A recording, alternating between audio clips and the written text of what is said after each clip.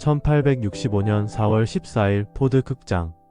링컨 대통령이 총을 맞고 쓰러집니다. 하지만 놀랍게도 그는 숨지기 직전까지 자신을 쏜 범인을 용서하라고 했습니다. 도대체 무슨 일이 있었던 걸까요? 안녕하세요, 여러분. 오늘은 정말 흥미로운 이야기를 들려드릴 거예요. 혹시 여러분도 이런 경험 있으신가요? 내가 지각하면 교통이 너무 막혔어. 남이 지각하면 시간관념이 없네. 바로 이게 요즘 핫한 단어 내로남불입니다. 그런데 이 내로남불을 완전히 극복한 사람이 있었어요. 바로 링컨 대통령입니다. 여러분, 솔직히 털어놓을 시간이에요. SNS 하면서 이런 적 없으세요? 내가 셀카 10장 올리면 오늘 컨디션 좋네, 추억 남기는 거야.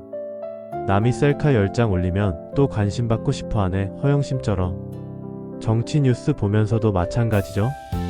내가 지지하는 후보가 말 바꾸면 상황에 맞춰 유연하게 대처하는 거야. 반대 후보가 말 바꾸면 일관성 없어, 믿을 수 없어. 여러분도 공감되시죠? 그런데 이런 이중잣대가 왜 문제일까요? 내로남불의 진짜 문제는 관계를 파괴한다는 거예요. 여러분, 이런 사람 주변에 있으면 어떤 기분이 들까요?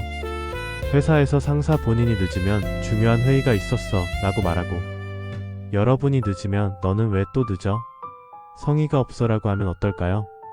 연인 관계에서도 내가 연락 안 하면 바빠서 너는 왜 연락 안 해? 관심 없어? 라고 하면 어떨까요? 결국 이런 사람은 혼자가 되죠. 신뢰를 잃어버리거든요. 그런데 정반대로 살아간 사람이 있어요. 바로 링컨입니다. 1818년 9살 링컨의 이야기입니다.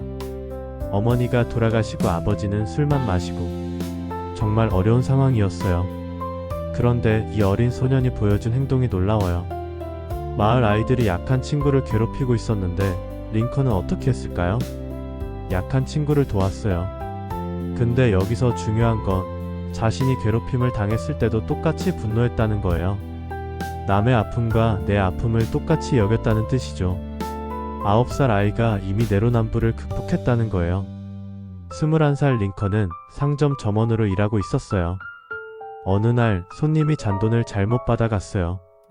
잔돈을 적게 받아간 거죠. 다른 점원들은 손님이 확인 안 한 잘못이니까 그냥 놔둬라고 했어요. 여러분이라면 어떻게 하셨을까요?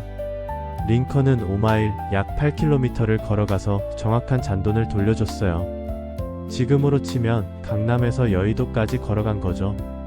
이때 링컨이 한 말이 명언이에요.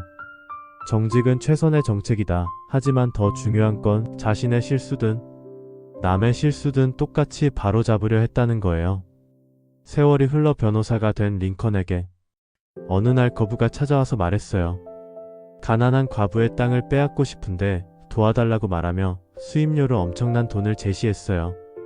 여러분이라면 어떻게 하셨을까요? 솔직히 말해주세요. 링컨은 돈이 필요했던 시기였거든요. 링컨은 사건을 조사해봤어요. 그런데 부자가 가난한 과부를 속이려는 거였어요.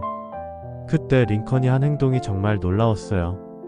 의뢰를 거절했을 뿐만 아니라 오히려 그 과부를 무료로 도와줬어요. 이때 링컨이 한 말이 있었어요. 만약 내가 가난한 과부라면 어떤 기분이었을까? 이게 바로 내로남불 극복의 핵심이에요. 상대방 입장에서 생각하는 거죠. 드디어 대통령이 된 링컨. 남북전쟁이 터졌어요. 모든 북부 사람들이 분노했죠. 남부놈들을 쓸어버리자. 그런데 링컨은 달랐어요. 전쟁 중에도 남북은 포로들을 잘 대해주라고 했어요. 심지어 크리스마스에는 선물도 보냈다고 해요. 일반인이라면 우리를 배신한 놈들이야. 무조건 응징해야 해. 라고 했을 텐데 링컨은 그들도 같은 미국인이야. 잘못된 제도가 문제지 사람이 문제가 아니야 라고 했어요. 더 놀라운 건 북부군이 잘못했을 때예요. 북부군이 민간인을 해쳤다는 보고가 올라왔어요.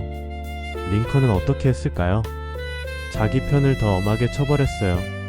우리가 정의를 위해 싸운다면 우리부터 정의로워야 한다며 더 엄하게 처벌했어요. 완전히 내로남불의 반대였던 거죠. 그럼 링컨은 어떻게 내로남불을 극복했을까요? 3가지 피법을 공개합니다. 피법 하나, 상황 바꿔 생각하기. 링컨의 대표적인 습관은 만약 내가 상대방이라면 항상 상대방 입장에서 생각하는 습관이 있었어요. 이것만 해도 관계가 완전히 달라져요. 피법 둘 내 편을 더 엄하게 하기. 링컨은 북부군을 더 엄하게 처벌했어요. 왜냐하면 우리가 옳다고 주장한다면 우리부터 모범을 보여야 한다고 항상 주장했어요.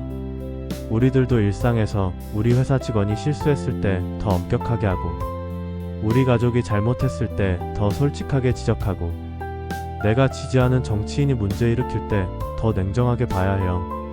이게 진짜 리더십이에요. 피법 셋 매일 밤 자기 점검하기. 링컨은 매일 밤 일기를 썼어요. 그날 자신의 행동을 돌아보면서 오늘 누군가에게 이중 잣대를 적용하지 않았나? 내 실수는 변명하고 남의 실수는 비난하지 않았나를 생각하면서 매일 밤 일기를 썼어요. 여러분도 오늘부터 해보세요. 5분만 투자해도 달라져요. 1865년 4월 14일 포드 극장. 링컨이 총을 맞고 쓰러졌어요. 범인은 존 윌크스 부스라는 남부 지지자였죠. 그런데 링컨의 마지막 말이 놀라웠어요. 그를 미워하지 마라. 그도 잘못된 신념에 사로잡힌 불쌍한 사람이다. 자신을 쏜 사람조차 용서한 거예요. 이게 바로 내로남불을 완전히 극복한 사람의 모습이에요. 여러분, 링컨이 위대한 이유는 큰 일을 해서가 아니라 작은 일상에서 일관되게 살았기 때문이에요. 내로남불 극복은 거창한 게 아니에요. 그냥 오늘 하루 내 실수는 인정하고 남의 실수는 이해해보는 거예요. 오늘부터 링컨처럼 살아보는 건 어떨까요? 상대방의 입장에서 생각하고 내 편을 더 엄하게 보고 매일 밤 자신을 돌아보는 거요. 여러분의 내로남불 극복 스토리도 궁금하네요. 함께 성장해봐요. 구독과 좋아요 부탁드립니다.